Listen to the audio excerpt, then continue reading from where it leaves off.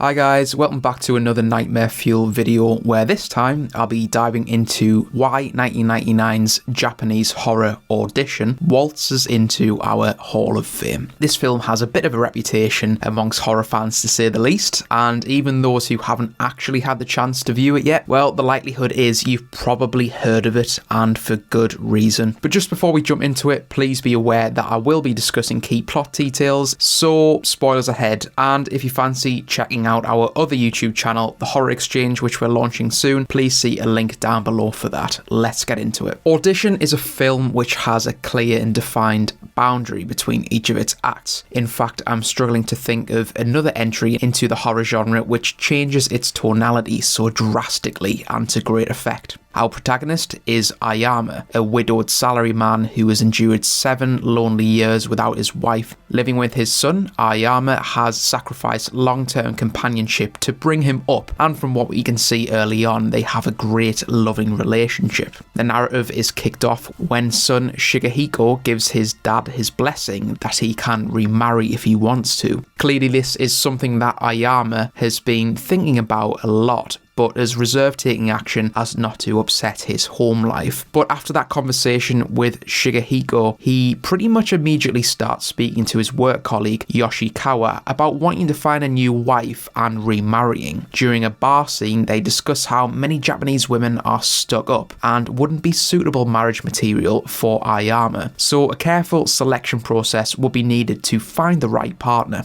Yoshikawa suggests making a film which would attract thousands of young, talented female applicants. Clearly this proved to be an efficient way to cast the net out wide, as hundreds upon hundreds of applications were received, all with pictures attached to them for Ayama to sift through. But one application stood out head and shoulders above the rest. Meet antagonist for this episode, Asami Yamazaki. She writes a detailed essay around how difficult her life has been, how she performed ballet at the Shimada studio and wanted to study ballet in London, but her dream was taken away from her, and Ayama clearly connects with this and includes her in the audition list. It's quite strange what Ayama and Yoshikawa are doing when we get to the audition scene. Both men are presented as quite upstanding, decent people, but the act of attracting females in a misdirected way to audition for this film is a bit weird. It's obviously a misogynistic act, but they're also abusing their position to mislead these women, who start being cross-examined by Yoshikawa's questioning about how many sexual partners they've had, etc. But once we get to Asami's audition, Ayama has made his choice and he's pretty much in love with her from the outset. Seeing his hastiness to meet up with her, Yoshikawa warns him that none of her references can be found and her previous places of work are also unknown. Ignoring this advice, he meets with her, and it's clear that she's a very innocent, gentle soul who is carrying a lot of baggage from her childhood, being abused by her stepfather, who we later learn had no feet. She's extremely open with Ayama, and their emotional bonding takes on a deeper level very, very quickly. The first 45 minutes of the movie wouldn't be out of place in a romantic drama. Scenes between the two are supported by melodic piano playing to set the mood, and I was rather enjoying the chemistry between the two of them. But this changes very, very quickly when Ayama phones Asami to meet up again, and she's just sitting on the floor, smiling to herself, with a hair covering her face, almost like The Ring, for example. And there's also a bagged body that twitches in the background. After further dates, Ayama makes the decision to propose on a trip away, and Asami agrees as long as she is the only person he will ever love, that she will marry him. After they make love together, Ayama wakes up the following day with Asami nowhere to be seen. Baffled by her sudden decision to bolt, he digs deeper into what makes her tick as a person and where she could have possibly gone. He visits both the Shimada and dance studio, which is boarded up, and the bar called the Stonefish, which she mentioned she previously worked at, but nobody knows who Asami is. Now this may just be my interpretation, but I really liked the naming of this bar. A stonefish is a sea creature which sits on the sea bed and is notorious for inflicting pain to humans. Quite often humans step where we're not supposed to in the ocean when paddling about, and the spines of the fish inject venom into the soles of the feet. I definitely take the naming of the bar as foreshadowing in this scene, as Ayama is stepping stepping into an area where he isn't supposed to, and he's risking a nasty experience. Whilst out of the house, Asami sneaks into Ayama's home and sees the picture of Ayama's late wife. She completely loses her mind and drugs Ayama on his return.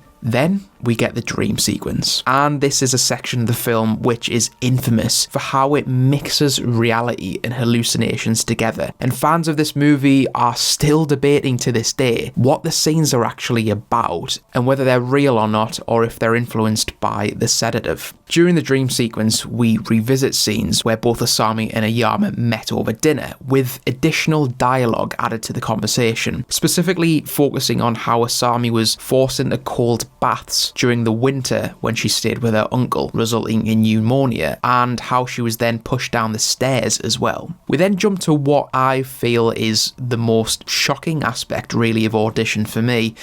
It's the bag scene. Inside Asami's childhood home, there's a bag on the ground with a monstrous looking victim in it. He's only got 2 fingers, he doesn't have a tongue, he has stumps for feet, and he's basically just a pet. He shouts to Asami that he's hungry, and oh my days, this is retching. She vomits into a dog bowl and feeds it to him. I think the actor Eiji Shina, who played Asami, actually vomited to get the right sound effect, which is just awful on the ears. I learned in some later digging that the reason for the feet amputations is that any man that Asami is with, if they cross her, she relates this back to her abusive father and thus wants to punish them by making them resemble his physical appearance. We also get a scene at the dance studio where Asami puts a wired saw around her stepfather's neck and chops his head off, but it's all very odd and glitchy, which closely relates to how racing thoughts must be under sedation. It's difficult to work out if all of it is real or if they're just imaginary or not, but either way, Ayama is learning more and more about the horrific past of Asami and how it's turned her into this monster that snaps as soon as she feels like she isn't the only person in her chosen man's world. As Ayama comes around, we're now firmly back in reality. Probably the most obvious element of nightmare fuel in this film is the infamous torture scene. Audition makes you wait for this scene, even though you know it's coming at some point. The feel of the first act is so far removed from a film that you'd expect to have a torture scene in it. It makes you wait and wait and wait a little bit longer. Delayed gratification, if you like, in the sickest sense. Asami states that he's paralysed, but has full nerve feelings so that he can enjoy the pain. The dialogue is rancid here. It also has sexual undertones to it, suggesting that this is somehow supposed to be pleasurable.